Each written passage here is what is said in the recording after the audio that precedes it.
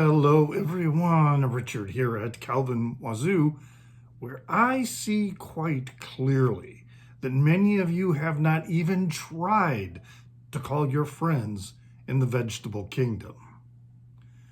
We are up now to another episode of Frank Zappa, one album at a time. And this time it is this one here, Frank Zappa meets the Mothers of Prevention. Back here, this is a Barking Pumpkins release that was, turn it up, right side up here. Barking Pumpkins release from November of 1985. The Zappa Records CD was released in October of 2012. This work is, or this recording, I should say, is a mixture of live and overdubbed tracks, as well as a few compositions. Well, actually, I think just two compositions that were done on the synclavier. In the past, I have tended to say synclavier, and it is, I guess, synclavier, but I just had pronounced it always as synclavier, simply because my introduction to the word was through reading, and I never heard the word spoken by anyone else or pronounced differently. So when I would use the word in conversation, nobody corrected me because they probably were unaware of its correct pronunciation. So anyway, I may slip back and say synclavier instead of synclavier. There was a comment left in another video, sort of a snarky comment, why am I using the French pronunciation? But you see, that's why, a lot of people who mispronounce words, particularly when it is either a foreign word, and I'm not saying synclavier is a foreign word or a word of foreign origin. Just saying, particularly with, words that are not, the roots of the word is not within their native language, and so they mispronounce it. It's because they read the word and they were trying to sound it out inside their head. So, I do my best to help people when they struggle with some English words and mispronounce them. I don't mock them. That's just, anyway. So the synclavier parts are the first time with this recording that Zappa used the device for its sampling capabilities. In prior releases, such as Francesco Zappa, which I had just reviewed, and parts of The Perfect Stranger, Them or Us, and Thingfish, he only used the synthesized sounds that you can create with the device. This is the first time where he's taking a recording and then putting that recording, and in this case it was a recording of a Senate hearing, into the synclavier, and then manipulates and distorts the sounds, that way. So via sampling. The album is probably most widely known for those sampled bits taken from a Senate hearing with the PMRC, which is the Parents Music Resource Center, which Zappa labeled the Mothers of Prevention. And that came, that title, Mothers of Prevention, that moniker came from a fan who wrote him a letter and used that phrase, in the letter that these people at the PMRC, they're just the mothers of prevention. So Zappa liked that, and it became that Senate hearing became the primary track on the record known as Porn Wars. This record had, or has, I should say, multiple cover variations, all right? So the US release, which is what I have, is the black letters on the white background, and then it's got the warning here. Warning guarantee, this album contains material which a truly free society would neither fear nor suppress. And then et cetera, et cetera, et cetera. The language and concepts contained herein are guaranteed not to cause eternal torment in the place where the guy with the horns and pointed stick conducts his business. Typical, Zappa fashion.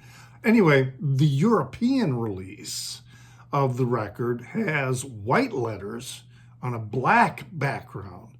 And then it also has a yellow label on the front that says European version. And then the 1995 US CD release, which I don't have, but I think that might have been a Rykodisc release, was the black letters on white with the warning label. Cover variations, we also got track listing variations.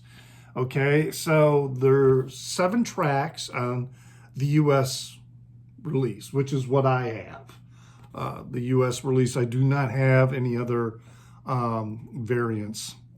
Then there was a 9-track European LP, all right, that omitted Porn Wars, which Zappa felt was likely of little to no interest to European listeners. But he added the tracks I Don't Even Care, One Man, One Vote, and then a track titled HR 2911, which is a reference to a bill proposing a tax on the sale of tape recorders and blank tapes in order to compensate record companies for home taping. Poor record companies losing all that money because people are recording at home and sharing recordings. Anyway, then there was a 9-track Ryko CD with 2 tracks from the European version, I Don't Even Care, and One Man, One Vote, added to the track listing that was on the US release. And then in 1990, there was a European CD and a post-1995 Rykodisc Zappa CD that contained all 10 tracks from both versions. So, yeah, there's a lot of other versions out there. It'd be interesting. Someday I would like to pick up the European release, because of the different cover, and then also, the different tracks, which I'm not going to talk about in this video because I'm really unfamiliar with them, just sticking with the tracks in the American, or I should say North American release. Now, the tracks are generally, it's a relatively short album. It just comes in a roughly, 36 minutes, slightly more, I think, than 36 minutes. So, yeah, it's a very short album. And let's get into the music. So it opens up with We're Turning Again.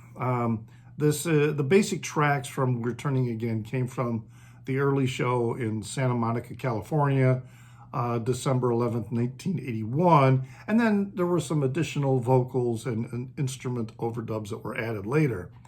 The song is filled with musical and lyrical quotations from a variety of pop songs and rock songs, mostly rock songs, including Hurdy-Gurdy Man, Sunshine of Your Love, Purple Haze, Light My Fire. And there are also references with lyrics to songs such as Mellow Yellow and Barry McGuire's The Eve of Destruction.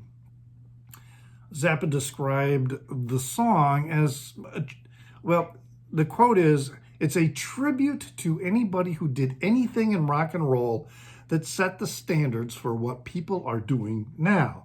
So what Zappa was saying, he really didn't think the new music of the era, particularly new wave, was really new. He just thought it was a rehash of what's already been done. In fact, he kind of called it, it's the new music of the 80s was essentially just a freeze-dried version of what's already happened.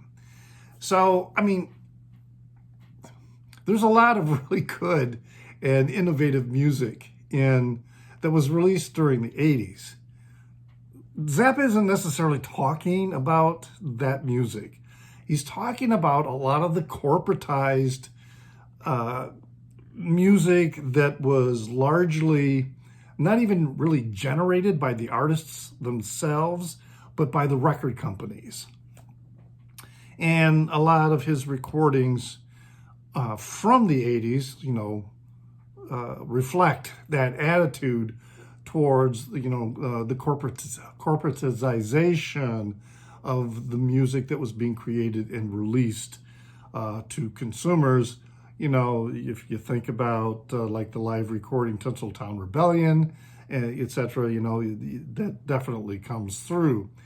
The song is also a jab, mostly at hippies and their naivete, which was, a frequent lampoon that Zappa would set out. Musically, the song's all right. It's one of those songs for sure.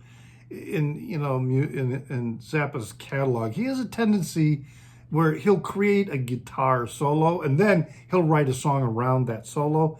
This is where he had some lyrical content and then he wrote a song around that.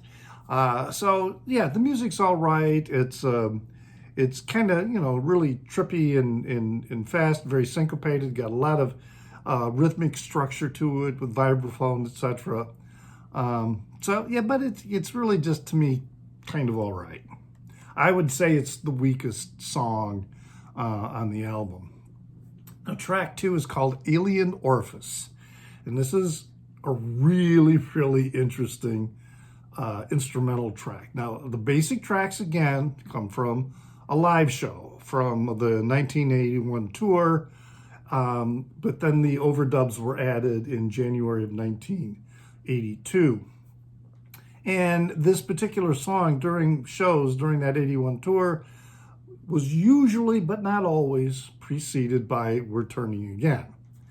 To me, the melody and the rhythm of the song is really engaging. And then there's this really stellar guitar solo Zappa plays, roughly in the mid part of the song. But I gotta tell you, Zappa's solo is amazing, but when you listen to Chad Wackerman's drumming, particularly during the solo, it's phenomenal as well, because you can hear how he's adapting to Zappa's solos. When Zappa is playing a solo, he didn't always know what he was going to do and where he was going to go. He had a certain structure, and that's why he needed a super tight rhythm section so that it could adapt smoothly to any time changes or I guess I don't know if it's a time change, but one measure might have 4 beats and then the next measure might only have 3, and then another measure has 8, and then it goes back into 4/4. You needed a rhythm section that could keep up with that, and his rhythm section really always did. And then the section that comes after the guitar solo is this like frenetic perfection is the best way that I can describe it. And then the song returns to the the primary theme that was presented in the opening. So yeah, fantastic song. I really like that song. Track 3 is Yo Cats. This is a song with lyrics. Ike Willis is singing the lead. It's a very cool song that riffs on studio musicians and to some degree jazz musicians in general. Yeah, it's going through, listening to the almost in some cases the prima donna attitude of studio musicians, particularly with musicians that played orchestral instruments. Zappa has commented that a lot of times studio musicians come into a recording session with this attitude that they're not going to have to play anything difficult. And if there is some like really crazy scale or whatever, it's going to be a scale that they have practiced and rehearsed hundreds of times. Or they're going to be playing really long, watermelon notes, I guess is what Zappa called them.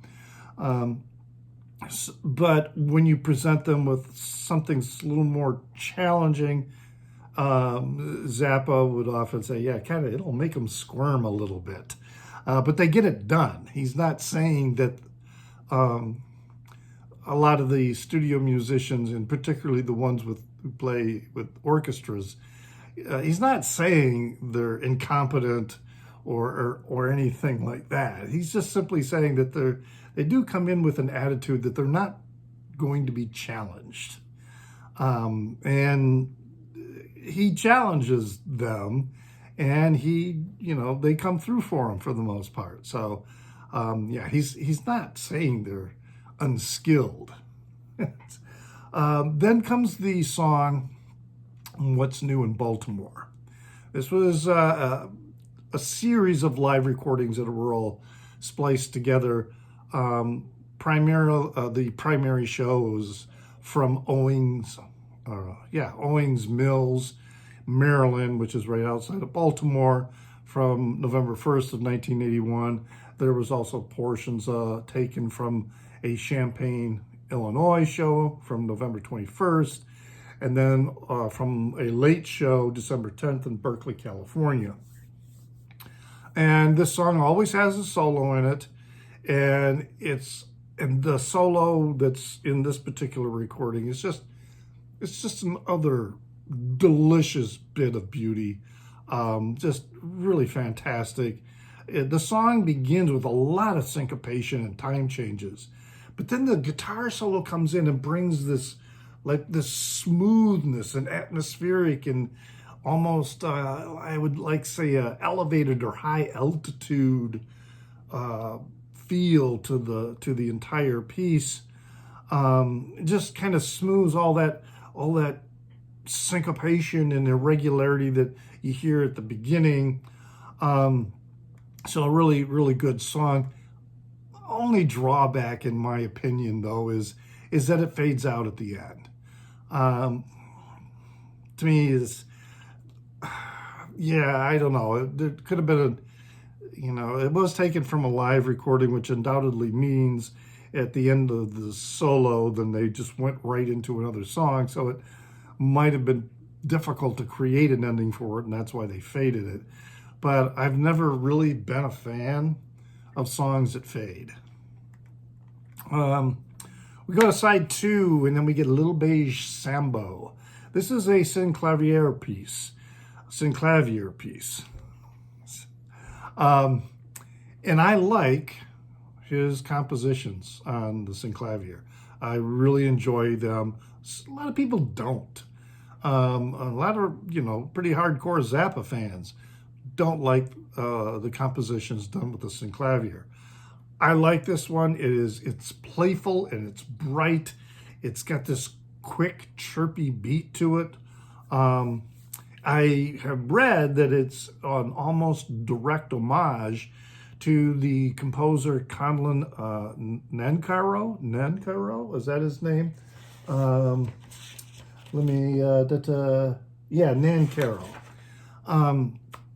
and who was an American-Mexican composer who wrote music primarily for player pianos because he believed the player pianos could play music at a tempo that no human could accomplish. And Zappa, one of the primary reasons he became interested in the synclavier is that he could create music that he knew human musicians couldn't play. But he was hearing the music in his head, and he wanted it expressed so that he could hear it. And that's how he became very fond of the synclavier for composing pieces. So yeah, Little Bass Sambo is a really fun piece. Well, then we get into track 6, which is the Porn Wars. And this is good. It's from a Senate hearing. All right, so the basic recording is taken from the Senate hearing conducted by the Senate Committee on Commerce, Science, and Transportation. Right? So think about this. It's the Senate Committee on Commerce, Science, and Transportation. The topic was contents of music in the lyrics of records. Okay? The contents of music in the lyrics of records. A hearing conducted before the Senate Committee on Commerce, Science, and Transportation. I don't, maybe the commerce part is, the relevant connection. I don't know. But the hearing was from September 19th, 1985. So he took the recordings of the hearings, and then he uses that as input into the synclavier, and then he takes that sampling and then manipulates it, and that's what we get back is a lot of the distorted, sped up items that are going in there. Then the whole thing is grounded by this rhythmic track provided by the synclavier of drum beats that reminds me of someone tapping on a telegraph key. And I don't know if that was like the intention, but I think it works. That idea, the telegraph key, tat, tat, tat, tat, tat, tat, going on in the background while all this other, the speakers during the committee and their distorted voices and the loops of some of the things they say. In the introduction of the hearing, you've got then Senator Al Gore, who is suggesting that these hearings were only organized to air the issue, okay? That there was no legislation that, as far as he knew, being planned or whatever. And then later, though, during the hearing, Frank asked, because they're saying that this is neither private action nor public action, but this is not a public action. And so Frank, you hear him asking, well, is this private action? Because, it's like, come on, you're a Senate committee and you're having this hearing and you're saying this is private action? This isn't private action. This is a public hearing before a Senate committee. And then you hear these blips going through of things like distorted, sped up, repeated on loop, such as, listen, you little slut, and bend up and smell my anal vapor, and other lyrics. And these were lyrics that the Reverend Jeff Ling, was reciting to the committee that he had pulled from some various albums. Let's see, it's albums by Great White, by AC/DC. It's just, another senator held up the album Pyromania. There's this other little interesting bit in there where you've got this, I think it's Senator Paula Hawkins, who is a Republican from Florida. And she makes this off-topic comment to Frank saying that she'd be interested to know what types of toys the Zappa children played with. And Zappa asks her, well, why would you want to know that? And she replies, well, just as a point of interest. So his reply is, well, come on over and we'll show you. It's just the absurdity sometimes of the Senate hearings, not just this one, but Senate hearings at times in general. Then there's this breakup where you've got Ike Willis doing a spoken part that's taken from Thingfish, but it's a different vocal performance than what appears on Thingfish. But it's that same style of delivery that Ike Willis employs in Thingfish. There's also parts that were taken from the Lumpy Gravy recording sessions, like we were talking about the ponies and their gold lame or their lame or hoof covers and things like that. And if you remember, when I was talking about Lumpy Gravy in a previous video, that those dialogue parts were recorded when people would stick their head inside of the piano, so that and then Frank would record them speaking, so that he could get that ambient tone, plus you could hear because their voices would create vibrations on the key strings in the piano. So that's where that comes through. Zappa devotes an entire chapter on this whole thing in his book, the Real Frank Zappa book. Wanted to read a couple portions from this. So he says, and this is taken, this what I'm going to read is taken from his statement to the committee. While the wife of the Secretary of the Treasury recites, "Gonna drive my love inside you," and Senator Gore's wife talks about bondage and oral sex at gunpoint on the CBS Evening News, people in high places work on a tax bill that is so ridiculous the only way to sneak it through is to keep the public's mind on something else, porn rock. So he's just pointing out the whole front that legislators put, to distract people while they try and sneak through other legislation that they know would be unpopular with the public, but they don't want them to know about it. So they distract them, with porn rock, or more recently, they might be distracting them with trans people. Anyway, something else here that was really important to the whole thing that Zappa was trying to make clear to people, is they were trying, the PMRC was really focused on not just they were labeling records, saying that this is not, legislative action, this is volunteer action. But their goal wasn't just a label to inform parents of the content. It was an effort to eventually drive this type of material completely out of the marketplace. And Zappa said in his statement, teenagers with $8.98 in their pocket might go into a record store alone, but very young children do not. Usually there is a parent in attendance. The $8.98 is in the parent's pocket.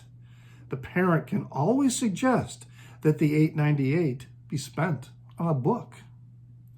If the parent is afraid to let the child read a book, perhaps the $8.98 can be spent on recordings of instrumental music. Why not bring jazz or classical music into your home instead of Blackie Lawless or Madonna? Great music with no words at all is available to anyone with sense enough to look beyond this week's platinum-selling fashion plate. So it's just amazing how, things really haven't changed all that much, that people don't realize that every one of us is supposed to have this ability to make free choices without interference from the government. Yet there is this group of people who want choices made for them. This is the only way to explain it. Still going on today.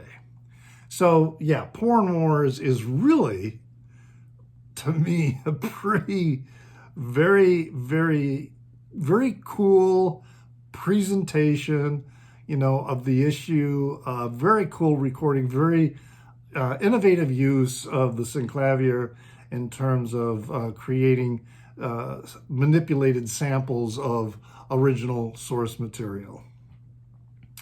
Then we come to the final track, which is Aerobics in Bondage. This is another synclavier piece. It's kind of an ironic title in that it's when you're listening to it, it's this brilliant voyage through fast-paced scales and percussive sounds that, you couldn't possibly achieve these while you were wrapped up in bondage. And Zappa mentions aerobics during the Senate testimony because it was, aerobics was very trendy in the 80s as a form of exercise. Something that he said here about the aerobics, let me make sure I got the, then that comes from the big note. He used, also mentions it in his formal statement. He said, "No one has forced Mrs. Baker or Mrs. Gore to bring Prince or Shana Easton into their homes. Thanks to the Constitution, they are free to buy other forms of music for their children. Apparently, they insist on purchasing the works of contemporary recording artists in order to support a personal illusion of aerobic sophistication." Oh, yes. So that's the recording of Frank Zappa meets the Mothers of Prevention. Very cool. On the background cover, you see the Bill of Rights going through a meat grinder. In the Oval Office with the Capitol in the background. Little Barking Pumpkins logo down there. So, yeah. This isn't a bad release. I mean, other than the opening track, I really, Returning Again is, to me anyway, it's just, but it's a very solid release. And what do you think about it? Leave a comment in the Down Under. I do appreciate getting your comments and feedback in the Down Under. You can find me also on Instagram as NewsDude76. That's NEWZDUDE76. And I have a Facebook page. I'm still on Facebook. I don't know how long that will last. Maybe looking at that, I think, what is it, Blue Sky? But anyway, on Facebook, I'm Calvin Wazoo. You can find me there, where I'm going to be posting these videos as well as other music-related videos and other music-related content. The like button, please hit that. Subscribe if you want, but that like button, even if you're already subscribed, is a great thing to do, not just for my videos, but any video that you watch on YouTube. It really helps the content creator.